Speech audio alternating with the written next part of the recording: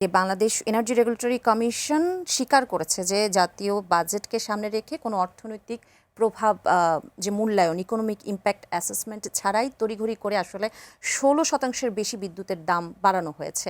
এটা কি সাধারণ মানুষের উপরে চাপ নয় বা কতটুকু যৌক্তিক? শব্দ তো দুটা ভিন্ন ধর্মী, একটা হলো চাপ আর একটা হলো যৌক্তিক।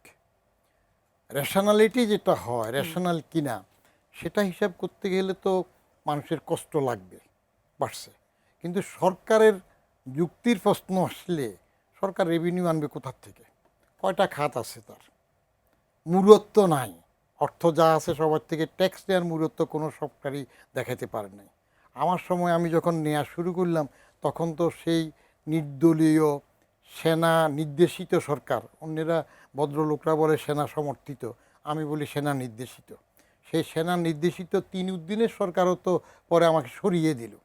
আমি তো ট্যাক্স নিচ্ছিলাম নিয়ম মাফিক, সরকার নিয়ম করে দিবে, এই হইল আয়কর আইন অথবা এই হইল ইনকাম ট্যাক্স অর্ডিন্যান্স, এইভাবে নেওয়া হবে।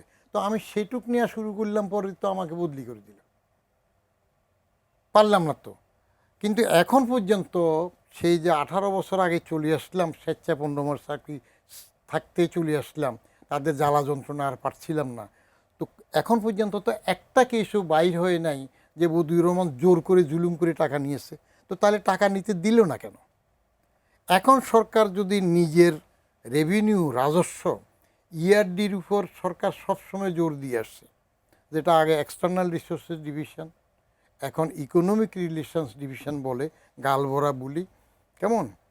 আবার আমরা আগে বলতাম দাতা, দাতা বললে আমাদের মান সম্মান পাংচার হয়, আমরা বলি উন্নয়ন সহযোগী, কিন্তু আসলে দাতা দাতাই থাকে। সেই দিকে যদি বেশি ঝোঁক থাকে, নিজের লোকের থেকে টাকা নিয়ে যদি অভ্যন্তরীণ শক্তিটা না বাড়ায়, তাহলে এই সহজ সহজ কতগুলো খাত থাকবে, গ্যাসের দাম, বিদ্যুতের দাম, তারপরে যাইয়া ওই যে গাড়ির ট্যাক্স, এআইটি ইনকাম ট্যাক্স, এই জাতীয়গুলো বেশি করবে। এইগুলো হইল ওই ঝাড় ফোকরের মতো। কিন্তু টাকা আছে, রাজস্ব বোর্ডকে শক্ত করে শক্ত লোক দিয়ে পলিটিক্যাল গুডউইল যদি স্ট্রং করে যে আমার তোমার লোক হবে না, যেইটুক নিয়ম যার কাছে পাওনা আসো নাও, তাহলে ভিক্ষাবৃত্তিতেও কমবে। প্রথম বাংলাদেশ স্বাধীন হওয়ার পরে ব্রিফ কেস একটা নিয়ে যে প্যারিস কনসোর্টিয়ামে দৌড়াদৌড়ি করত, এবং যে সেক্রেটারি ইয়ারডির বেশি ভিক্ষা আনতে পারতো সে বড় জাতীয় সেক্রেটারি হইতো, সেই তার থেকে মুক্তি পাওয়া যাবে। দুইটাই ভিক্ষা, ভিক্ষাটার প্রতি বেশি ঝুঁকে গেলে অসুবিধা। একটা হলো রাস্তার মোড়ে যে ভিক্ষা করে মলিন বাটি হাতে সেরা কাপড়ে, আর আমরা সরকারের পক্ষ থেকে ভিক্ষা করলে একটা স্যুট টাই স্নো পাউডার দিয়ে করি।